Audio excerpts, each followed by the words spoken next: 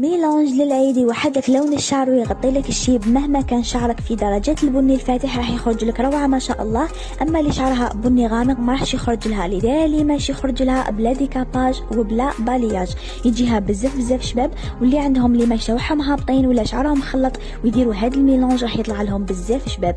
اما اللي شعرهم جاي قهوي فونسي ولا نواغ فونسي ما راحش يخرج لهم للاسف. تبعوا لا فيديو نوريكم واش ديروا في هذا الميلانج. كيما راكم تشوفوا هنا تلبسوا الليغو تاعكم كالعاده، لازم ديروا الليغو باسكو الصبيغه تحرق اليدين.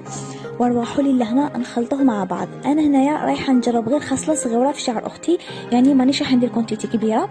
تبعوا لي هنا، جيبوا لي البول تاع الوصفات تاعكم، جيبوا لي رقم 25 ندو منه نصف علبه، يعني من رقم 25 نصف علبه نديروا. انا هنا راح ندير شويه برك يعني باسكو قلت لكم حنسيي شعره وانتوما كل وحده وشعرها. درت هنايا شويه رقم 25 وانتوما ديروا نصف.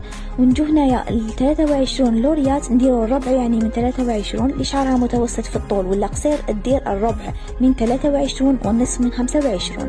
انا هنا رايحه ندير تاني كفتيته يعني على راس طبسي باسكو رايحه نسيي شعره وحده.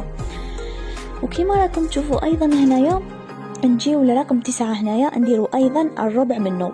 انا هنا نستعمل شويه ايضا باش نتاستي فقط، يعني راح نسيي مانيش رايحه نصبغ. ندير فتيته هنا كما راكم تشوفوا. ولوكسيدو يا البنات كيما ديروا لوكسيدو كيما الصبغه. انا لوكسيدو هنا راح ندير حسب الفتيته اللي درتها، يعني شويه برك للتجربه. نتوما ديروا فول 20 اللي عندها الشيب، اللي ما عندهاش دير فول 30. ولوكسيدو لازم يكون قد الصبغه قد لوكسيدو.